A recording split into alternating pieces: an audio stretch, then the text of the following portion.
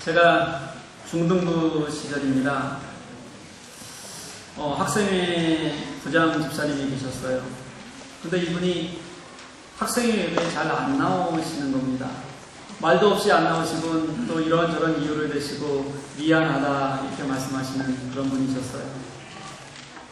그런데 당시에는 그분이 꼭 나오셔야 했던 이유가 있습니다. 담당 교역자가 안 계시는 그런 교회였기 때문에 설교를 부장 집사님이 하셨습니다. 그런데 이분이 말도 없이 그냥 예배에 안 나오시는 걸 너무 자주 하시니까 예배가 늘 엉망이었습니다. 그런데도 그때는 학생들이 40명씩 모였어요. 저는 늘 설교자가 없이 자기들끼리 모여서 성경 읽는데도 40명씩 모였다는 건 지금 생각해도 기적이라고 생각합니다. 아무리 생각해도 제가 잘났다는 걸 저는 깨닫습니다. 그때 정말 열심히 제가 학생회를 끌어갔거든요. 중등부 시절인데도. 그런데 그분이 목 뒤에 악성 종양이 생겼어요. 무섭죠? 원래 사명을 제대로 감당 안 하면 이렇게 하나님께서 바로 치시는 거죠. 그렇죠? 고개 끄덕이는 분들은 어떻게 감당하시려고. 그때만 해도 지금처럼 암치료법이 그렇게 발달했을 때가 아니기 때문에 굉장히 많이 힘들어 하셨습니다. 교회에서도 그 집사님을 위해서 많이 기도를 참 많이 했어요. 그런데 어느 날 기도원에 다녀오시고 나서는 안수를 받으셨다고 이렇게 간증을 하시더라고요. 그리고 나으셨다야 하는 거예요.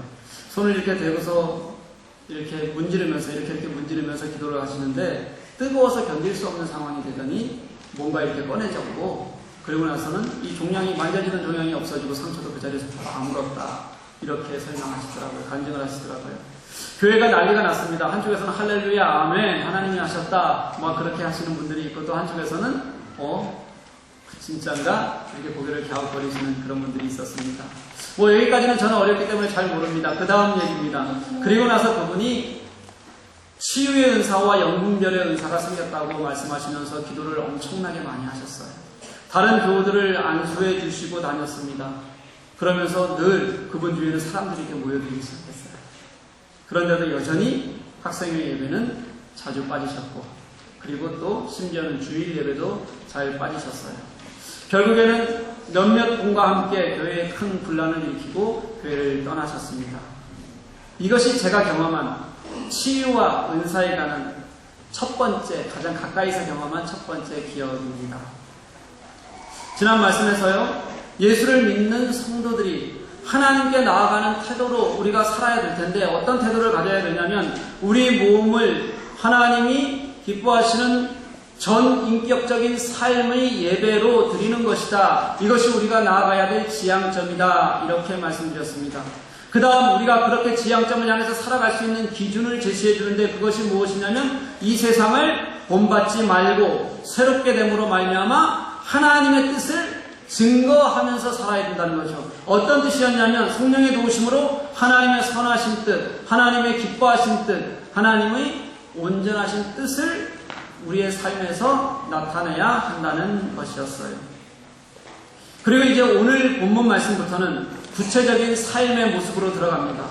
이렇게 구체적인 삶의 모습으로 들어가서 첫 번째 주제가 뭐냐면 은사에 관한 이야기예요.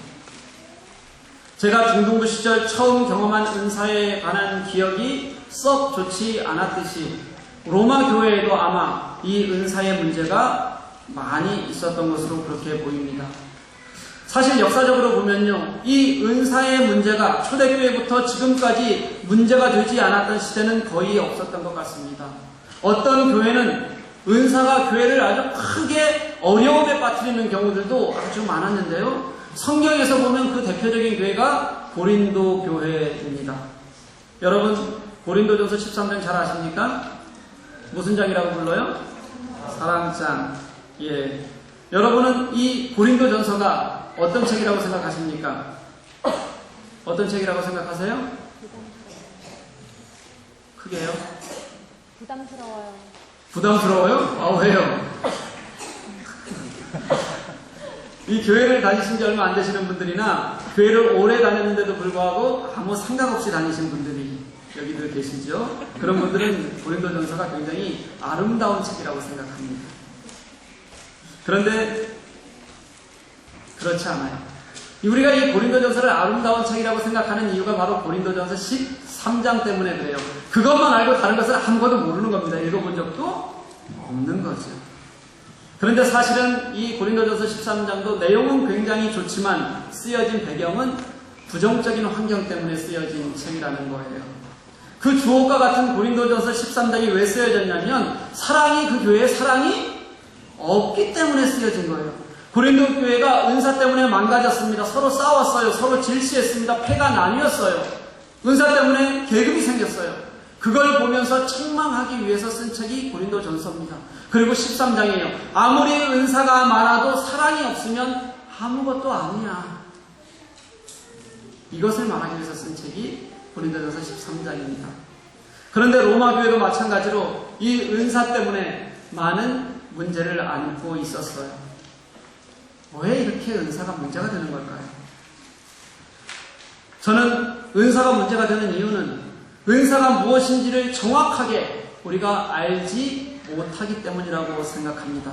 또 은사를 자기 멋대로 해석하고 은사를 이용해 버리기 때문에 그렇다고 생각합니다.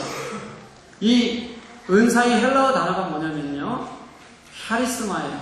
벌써 많이 들어본 것 같지 않으세요? 헬라어 단어는 그렇게 읽는 거예요.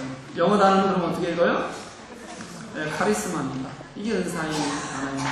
뜻은 뭐냐면 다른 사람을 매료시키고 영향력을 끼치는 능력이라고 사전에 그렇게 정의가 되어져 있습니다. 다시 말하면 은사는요, 개인적인 것이 아니라 다른 사람에게 영향을 주는, 즉 공동체적인 성향을 가지고 있는 것이 은사라는 말입니다. 그런데 이상하게도 교회에서의 은사는 아주 철저하게 개인적인 것으로 여겨졌어요. 그래서 누군가가 은사가 있으면 그 사람을, 그 개인의 신앙적인 척도로 인정을 했고, 그러니까 은사를 가진 사람은 자연스럽게 이렇게 높아지는 겁니다. 이게 성서적으로 옳지 않은 것임에도 불구하고 대부분은 그걸 그렇게 그냥 인정하고 교회에서는 당연하게 인정이 되어졌다는 거예요. 은사가 있는 곳에서는 그래서 그 사람을 중심으로 파가 형성이 되고, 그래서 은사가 있는 곳에서는 결국은 잘못된 길로 빠져나가는 것을, 빠져드는 것을 우리가 수도 없이 교회 안에서 우리는 경험할 수 있었다는 겁니다. 그런데 사랑하는 여러분, 은사는 그런 것이 아닙니다. 은사는 정말 너무 귀하고 좋은 겁니다. 은사는 교회를 살리는 것이고 예수 그리스도의 복음을 드러나게 하는 도구로 우리들에게 주신 것입니다. 이걸 제대로 알아야 돼요. 그래서 우리는 오늘 말씀을 통해서 은사가 가진 특징 3가지를 나누어 보려고 합니다. 이번 주에 2가지 할 거고요, 다음 주에 1가지 할 거예요. 결론적으로 말씀드리면 은사는 이런 3가지 특징을 가지고 있어요. 첫 번째는 은사는 선물입니다. 두 번째는 은사는 공동체에 주신 공동체성이 있는 거예요. 세 번째는 뭐냐면 이 은사는 다양성을 인정해야 한다는 것입니다. 이것이 은사를 가지고 우리들이 보아야 될 거예요. 이걸 잘 이해하고 잘 사용해야지만 하나님께서 기뻐하시는 은사가 어떤 것인지를 우리가 활용하게 되는 겁니다. 그런데 이렇게 은사에 대해서 얘기하니까 이것은 나와 관계가 전혀 없는 것이다 라고 생각하고 딴짓하고 계시는 분들이 지금 벌써 계세요. 나는 교회 다닌 지 얼마 안 됐으니까 은사가 없어. 나는 교회 다닌 지 오래됐지만 하나님께서는 나에게 은사를 주신 적이 없어. 그러니까 이것은 내 얘기가 아니네. 이런 분이 지금 여기도 있어요. 그런데 아닙니다, 여러분. 하나님은 모든 성도에게 은사를 주셨어요. 그게 어떤 것이든 우리는 잘 모르고 있을 뿐이지 하나님께서 우리들에게 그 은사를 주셨고 사용하게 하시는 겁니다. 그걸 우리가 다음 주에 보게 될 거예요. 그러니 은사에 대한 말씀은 남의 얘기가 아니라 나의 이야기다 라는 마음으로 여러분 오늘 말씀을 들으셔야 합니다. 먼저 은사를 가장 잘 이해하도록 도와주는 구절이 3절 말씀이에요. 오늘 본문 같이 한번 읽도록 하겠습니다. 시작. 내게 주신 은혜로 말미암아 너희 각 사람에게 말하노니 마땅히 생각할 그 이상의 생각을 품지 말고 오직 하나님께서 각 사람에게 나누어 주신 믿음의 분량대로 지혜롭게 생각하라. 아멘. 한번 말씀을 잘 보십시오. 은사는 하나님께서 각 사람에게 나누어 주신 것, 이렇게 말합니다. 그러니까 은사는 선물이라는 거예요. 은사의 뿌리가 어디냐면요, 은혜입니다. 하나님이 우리들에게 주신 가장 큰 은혜가 무엇인지 여러분들도 잘 아시잖아요. 예수 그리스도께서 이 땅에 오셔서 우리를 위해서 죽으심으로 말미암아서 아무 자격도 없는 우리들에게 주신 구원의 선물, 이것이 가장 큰 은혜다. 어떤 것도 이 은혜를 넘을 수 없다. 우리는 이제는 잘 압니다. 기독교는 바로 이 은혜에서 시작합니다. 기독교의 첫 번째는 그래서 은총론이에요. 그리고 이 은혜가 우리에게 이 땅을 살아갈 수 있도록 우리가 그리스도인으로서 전 인격적인 삶을 살아가는 삶을 하나님께 드리기 위해서 우리에게 또 주시는 것이 있는데 그 선물이 바로 은사라는 거예요. 이렇게 하나님께서 은혜로 나누어 주신 것이기 때문에 은사는 선물이고 그리고 내 것이라고 우리는 주장할 수 없는 겁니다. 그런데도 우리 교인들은 이 은사를 받으면 자꾸 다르게 생각을 해요. 하나님이 주신 것인데도 불구하고 선물이라고 여겨지는 것이 아니라 자꾸 내 것이라고 생각되니까 교만해집니다. 그러니까 은사를 사용할 때 하나님의 마음으로 사용할 수가 없게 되는 거예요. 그래서 성경은 우리들에게 이렇게 말하잖아요. 마땅히 생각할 그 이상을 품지 말고. 여기서 마땅히 생각하다는 말은요, 이 원어적 의미를 찾아보니까 이렇더라고요. 자기 자신의 처지나 조건에 맞는 생각을 한다, 이런 뜻입니다. 여러분, 이 은사를 누군가가 받았습니다. 그럼 그 사람이 받은 처지나 조건이 뭔가요? 그냥 받았다는 거예요. 받을 만한 권리도 없고 받을 만한 그런 자랑할 것도 없는데 하나님께서 그냥 주셨다는 겁니다. 하나님께서 우리를 보시고 당신이 사용을 잘 할 수 있도록 믿음의 분량대로 그냥 나누어 주었습니다. 이게 은사를 받은 사람들의 처지예요. 이 말은요, 내가 받은 은사는 감사의 조건이지 절대로 자랑할 일이 아니라는 거예요. 그래서 은사의 적은 교만입니다. 교만은 은사를 주신 하나님의 마음을, 하나님의 뜻을 처음부터 왜곡하는 거예요. 하나님께서 주신 선물을 내가 잘해서 얻은 것이라고 우기는 그런 꼴이 되는 것입니다. 그래서 공동번역을 이 3절 말씀으로, 공동번역으로 3절 말씀을 공동번역으로 보면 완전히 돌직구예요. 어떻게 말하냐면, 여러분은 자신을 과대평가하지 말고 하나님께서 각자에게 나눠주신 믿음의 정도에 따라 분수에 맞는 생각을 하십시오. 이렇게 말해요. 과대평가하지 말아라. 너희들은 분수에 맞게 생각해라. 여러분, 은사는 사용되어져야 됩니다. 왜냐하면 하나님께서는 그것을 통하여서 하나님께서 드러내실 것이 있기 때문에 그렇습니다. 그래서 은사를 주시는 거예요. 무엇이 드러난다고 생각하십니까? 은사가 사용이 되어지면 하나님의 뜻이 드러나는 겁니다. 지난주에 우리가 함께 나눴던 말씀인 하나님의 선하신 뜻, 하나님의 기뻐하시는 뜻, 하나님의 온전한 뜻이 나를 통하여 증거되는 것, 이것을 위해서 하나님께서 내게 주신 것이 은사라는 것입니다. 그런데 왜 하나님께서 주신 은사의 자리에서 사람이 드러날까요? 은사를 통해서는 사람이 드러나서도 안 되고 은사를 가진 사람에게 빠져들어서도 안 되는데도 불구하고 교회가 자꾸 그렇게 흘러가요. 은사가 있는 곳에서는 다 그런 문제들이 있습니다. 그리고 나면 결국 그곳에서는 문제를 만든다는 거예요. 이게 얼마나 안타까운 일이냐는 거예요. 하나님의 선물이 교회를 어지럽히는 데 사용된다는 것이 애초에 말이 되지 않는 것임에도 불구하고 우리들은 하나님이 주신 선물을 그렇게 잘못 사용하고 있다는 것입니다. 저는 이것이 우리 속에 있는 말씀에 대한 무지 때문이다. 그리고 우리 속에 있는 교만 때문이다. 이렇게 생각해요. 진짜 저는 모르겠어요. 왜 우리는 우리 속에 있는 이 교만을 던져버리지 못하는지, 이 교만을 정말 우리가 어떻게 해야 하는지 정말 모르겠습니다. 저에게도 은사가 있습니다. 가장 잘 겉으로 드러나는 은사는 싸우는 은사예요. 잘 싸웁니다. 제가 요즘 몇 주 동안 계속 말씀드리잖아요. 그런데 하나님께서 싸우는 은사를 주셨겠어요? 아니요, 그건 은사가 아니라 그냥 성질이 더럽다, 이렇게 표현하는 게 맞습니다. 그럼 하나님께서 다른 은사를 안 주셨을까? 주셨어요. 저는 가르치는 은사가 있다고 스스로 그렇게 생각합니다. 가르치는 일에 제가 최선을 다해서 좋지 않은 결과를 얻어본 적은 거의 없는 것 같습니다. 감사한 일이죠. 그런데 그러다 보니까 정말 제 마음속에서 자꾸 교만해지는 것들이 있어요. 잘하는 것이라고는 겨우 가르치는 것 하나밖에 없는데도 불구하고 그것만으로도 얼마나 교만해질 수 있는지 제가 저 자신을 보면 아주 잘 압니다. 그게 결국은 지 잘난 맛에 살게 하고 지 잘난 맛에 살게 되니까 결국은 싸움도 잘하게 되는 은사를 받는 거죠. 그러니까 이런 겁니다. 은사를 잘못 사용하면 99%는 갈등과 싸움을 하는 쪽으로 우리는 나아갈 수밖에 없다는 거예요.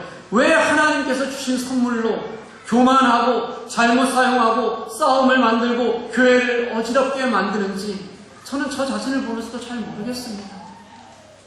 그냥 우리가 이것을 우리의 한계다 이렇게 얘기하고 넘어가야 될 문제냐는 거지. 아니라는 거예요. 저는 겨우 가르치는 것 하나라도 이렇게 교만이 스물스물 올라오는데요. 진짜 눈에 팍팍 보이는 은사들 가지신 분들 있잖아요. 눈만 딱 감으면 누군가가 보이는 거예요. 그리고 그 사람이 뭔 짓을 하는지까지도 다 보여요. 무섭지 않으세요, 여러분? 또 손만 딱 갖다 대면 그 사람이 벌떡벌떡 일어나요. 그럼 어떻게 되겠습니까? 10중 8구는 그런 사람들을 제가 보아보니까 하나님의 이름은 이제는 액세서리입니다. 그냥 옆에다 가져다 놓고 다 자기가 한 일인 줄 알아요. 모든 영광을 다 자기가 받습니다. 이건 하나님이 주신 그런 은사가 아니라고 저는 생각해요. 입만 열면 하나님께서 말씀을 주셨다, 환상으로 보여주셨다고, 예언을 주셨다고 하는 사람들이 많은데요. 저는 그 하나님께서 보여주신 환상이나 예언이 우리 교회의 어떤 다른 사람들의 잘못을 들추어내는 것이라든가, 네가 가서 그 사람을 책망해라고 말씀하시던가 하면 저는 이것은 잘못된 것이라고 그렇게 생각해요. 제가 그랬더니 어떤 분이 와서 저에게 이렇게 말해요. 옛날에 선지자들도 하나님께서 말씀하셔서 다 그렇게 했는데 이게 왜 잘못된 일이죠? 여러분, 선지자들이 옆집 사람 찾아가서 그러지 않았어요. 절대 선지자들은 왕을 찾아갔어요. 제사장을 찾아갔어요. 그리고 고관들을 찾아갔어요. 그리고 그들에게 하나님의 말씀을 선포하다가 돌 맞고 곤장 맞고 갇히고 죽을 고비를 넘기면서 그렇게 하나님의 말씀을 선포한 겁니다. 그런데 높은 사람 옆에만 가면 어떻게 사진 한 장 찍어볼까? 막 셀카라도 이렇게 들이대고 막 이런 나쁘끄러운 짓 하는 사람들이 늘 환상과 예언은 마음 약한 교우에게 가가지고 너에게 사탄이 씌어져 있어. 이 사탄아 물러가라. 이렇게 상처 주고 그래서 교회를 떠나게 하고 이게 어떻게 하나님의 선물일 수가 있겠습니까?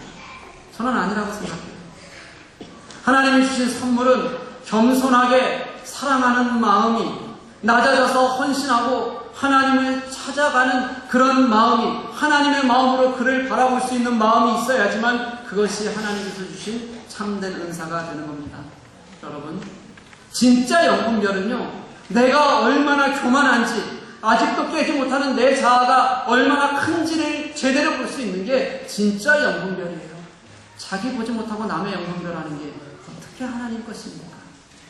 진짜 예언은요, 내가 하나님 앞에 바로 서기 위해서 내가 어떻게 해야 될 것인가를 고백하는 것이 진짜 예언입니다. 내가 하나님 앞에 바로 서지 않고 어떻게 다른 사람에게 손가락질하면서 너 똑바로 서라고 얘기할 수 있겠어요? 사랑하는 교회 여러분, 은사는 선물입니다. 하나님의 은혜가 이 땅에서 드러나도록 하나님께서 우리들에게 주시는 선물이에요. 그래서 은사는 은혜를 누리는 것입니다.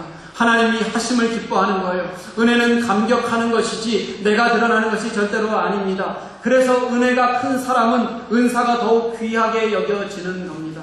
사랑하는 교회 여러분, 여러분 받은 은혜가 부족하십니까? 여러분을 구속하셨던 하나님의 그 예수 그리스도의 죽으심이 여러분에게 아직도 부족하십니까? 그 은혜가 선물이면 은사도 선물이에요. 은혜가 내게 주시는 생명의 선물이라면 은사는 그 복음을 위하여서 사용케 하시는 삶의 선물입니다. 사랑하는 교회 여러분, 그게 어떤 은사이건 여러분들이 은혜로 받은 선물이기 때문에 은혜로 사용되어져야 합니다. 내 것이라 하지 말고 하나님의 뜻을 이룬 데 사용하는 여러분들 되시기를 간절히 소망합니다. 이게 은사의 첫 번째입니다. 이제 4절과 5절 한번 같이 읽어볼까요? 같이 읽겠습니다. 시작. 우리가 한 몸에 많은 지체를 가졌으나 모든 지체가 같은 기능을 가진 것이 아니니 이와 같이 우리 많은 사람이 그리스도 안에서 한 몸이 되어 서로 지체가 되었느니라. 아멘. 이것이 은사의 특징인 공동체성 그리고 통일성입니다. 은사는 개인에게 주신 것 같지만 사실은 공동체 안에서 사용하라고 그렇게 주시는 거예요. 우리가 한 몸에 많은 지체를 가졌다. 몸은 하나이지만 지체는 여럿이다. 이 말씀은요, 바울이 교회 공동체를 설명할 때 아주 자주 사용하던 그런 문장입니다. 지체가 하나라도 없으면요, 완전한 몸이 아니잖아요. 불편하잖아요. 이것을 교회 공동체의 특징으로 그렇게 설명하고 있는 거예요. 그 지체들이요, 손은 손대로, 그리고 발은 발대로, 눈은 눈대로 각각 다른 기능을 가졌는데 이렇게 다른 기능 자체가 어떤 것도 기능하지 않는 지체는 하나도 없다는 겁니다. 이런 기능하는 자체가 다 하나님께서 우리들에게 주시는 은사라는 거예요.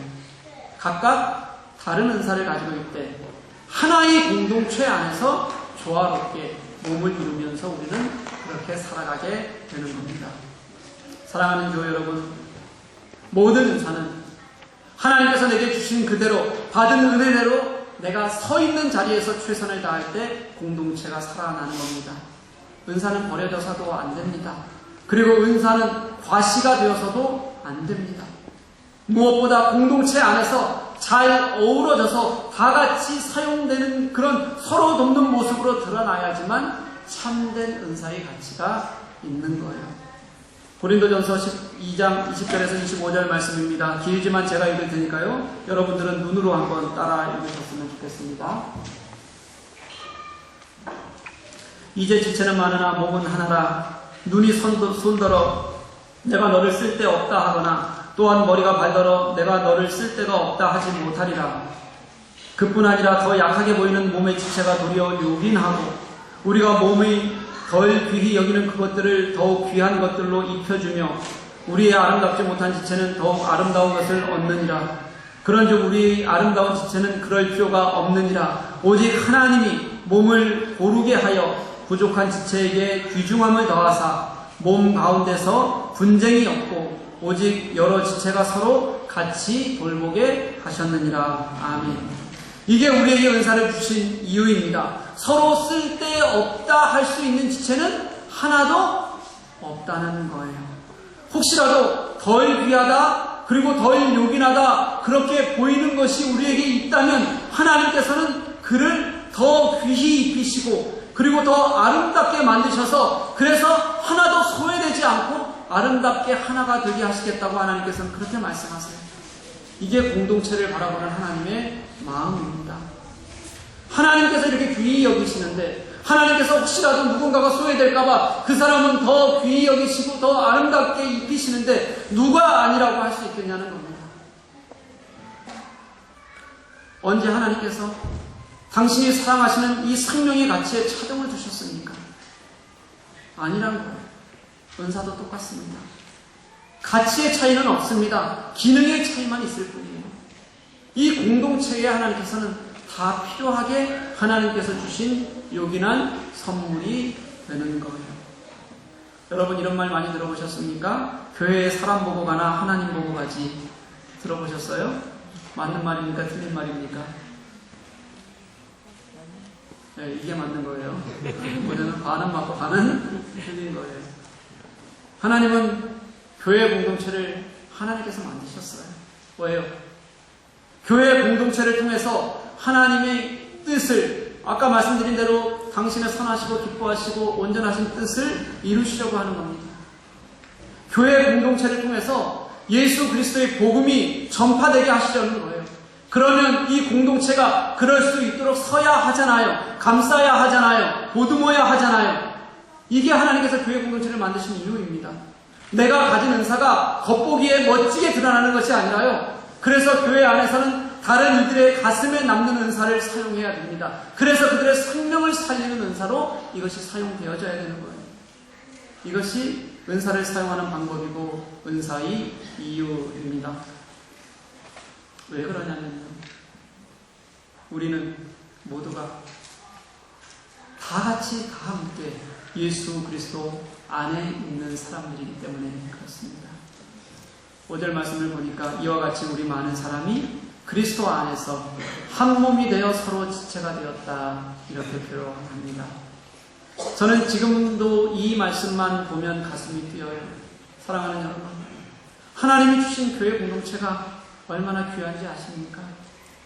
예수 그리스도의 고난과 죽음, 그리고 십자가 위에 세워진 것이 교회입니다. 그러니 그리스도 안에서라는 것은요, 예수 그리스도의 죽음의 기초에 있다, 십자가의 구원에도 그 예수 그리스도로만 우리 교회 공동체의 하나됨의 뿌리를 찾을 수 있다라는 것을 설명하는 겁니다. 여러분, 그걸 알아야 됩니다. 그런데 어떻게 우리가 교회 공동체 안에서 서로가 서로를 사랑하고 돌보고 감싸고 세우는 일을 우리가 마다할 수 있겠습니까?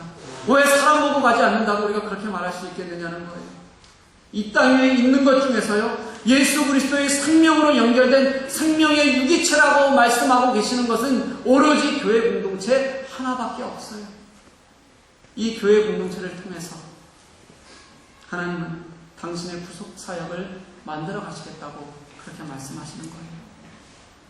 자신의 생명과 자신의 메시아의 가치를 다 쏟아부어서 교회를 세우시고, 그리고 은사를 주셔서 우리에게 사역을 감당케 하시고 서로를 돌보게 하시고 사랑하는 것이 무엇인지 깨닫게 하시는 겁니다. 우리가 예수 안에 있기 때문에 그러니 은사는 하나 되게 하는 데에 사용되는 것이고, 예수가 드러나는 데에 사용하는 것이고, 예수의 그 십자가 사건이 전파되는 데에, 그리고 하나님께서 내게 지체를 주신 성도들을 우리가 세우는 일에 우리는 사용되어지는 것. 이것이 공동체적인 은사의 모양입니다. 저는 신앙생활을 하면서 어려서부터 교회의 모습을 보면 참 안타까운 가슴 아픈 일들을 너무도 많이 경험해 왔습니다. 교회가 너무 상처가 많은 거예요. 교회가 사랑하는 모습보다는 교회가 싸우는 모습을 더 많이 보았습니다. 교회가 성장하는 모습보다는 교회가 깨지는 모습을 저는 훨씬 더 많이 보아왔습니다. 어려서는 그런 것도 그럭저럭 재미가 있더라고요. 싸움 구경하고 불 구경이 최고 재밌는 거 아닙니까? 그렇죠? 네, 절대로 불은 안 끄는 거예요. 구경하는 거죠. 때로는 어린 나이에도 이 편에 속해서 이런 얘기도 해봤다가 저런 편에 속해서 저쪽 얘기도 해봤다가 말도 안 되는 소리 해가면서 그렇게 싸우는 재미가 어린 나이에도 진짜 쏠쏠했습니다. 그런데 목회를 시작하고 진짜 목회자의 마음을 알아가니까, 예수님의 마음을 내가 깨달아가니까요, 그게 그렇게 마음 아플 수가 없어요. 저는 지금도 누군가와 마음 상하는 일이 있으면 잠을 제대로 못 자요. 속상하고 마음이 아파요. 미워서 그러냐고요? 아닙니다. 진짜 그래요. 마음이, 이 목회자가 되어서도 정말 내가 성도를 제대로 풀지 못하는 아직도 편협한 생각을 가지고 있구나, 그렇게 마음을 아프게 하는 내가 너무도 못나 보이고 미안해서 그런 마음이 계속해서 듭니다. 몇 주 뒤에 볼 말씀인데요, 로마서 12장 14절 15절 말씀이 이렇습니다. 너희를 박해하는 자를 축복하라. 축복하고 저주하지 말라. 즐거워하는 자들과 함께 즐거워하고 우는 자들과 함께 울라. 이 개정이 되기 전에는 이렇게 써 있습니다. 웃는 자들과 함께 웃고 우는 자들과 함께 울라. 교회 공동체에 주시는 말씀입니다. 전 우리 교회가 이런 공동체가 되기를 간절히 소망합니다. 하나님이 나를 향한 사랑이, 그렇게 내가 그 하나님의 사랑에, 그 은혜에 내가 감복한다고 내가 그렇게 고백할 수 있다면, 그 은혜가 내게 드러난다면 우리는 그 은혜를 가지고 이 땅을 살아가는 겁니다. 그리고 내게 주신 것은 이 은혜를 살아가는 방법일 뿐이에요. 은사는 그 은혜를 살아가는 방법입니다. 그래서 그 은사가 함께 즐거워하고 함께 우는 일로 나타났으면 좋겠습니다. 혼자가 아니라 함께였으면 좋겠어요. 넘어지게 하는 것이 아니라 세우는 일이었으면 좋겠습니다. 그래서 함께 웃고 함께 우는, 그래서 공동체에 있다는 것 자체가 내게 가슴 뜨겁게 하는 일이다. 내 가슴을 뭉클하게 하는 일이다. 내가 그것을 통해서 오늘도 위로받고 하나님이 주시는 은혜로 살아간다. 그런 공동체가 될 수 있기를 간절히 소망합니다. 은사가 있다면 여러분 그렇게 사용하셔야 돼요. 그런 마음이 있으면요, 내게 아무리 하찮은 은사가 있다고 할지라도 때로는 그냥 누구 손을 말주변이 없어서 손 한번 잡아주고 그대로 그냥 있어주는 그런 은사 하나만으로도 그 사람의 생명을 살리는 일, 공동체를 살리는 일에 저는 충분히 사용될 수 있다고 그렇게 확신합니다. 하나님은 우리를 그렇게 만드실 거예요. 사랑하는 교회 여러분, 우리 그렇게 사십시다. 우리 안에 있는 예수 그리스도로 말미암아 우리가 함께 예수 안에 있음으로 말미암아서 우리 공동체가 하나님께서 내게 주신 것이 나의 자랑이나 교만이 아니라 잘못된 것으로 나아가는 것이 아니라 우리가 삶의 은혜를 얻은 그런 감동으로, 감격으로 다른 이들을 세우고 그 은사가 지체와 함께 나아가는 그런 능력으로 살아갈 수 있기를 간절히 소망합니다. 우리 그런 저와 여러분이 되기 위해 늘 기도하며 나아갈 수 있기를 간절히 축복합니다. 우리 함께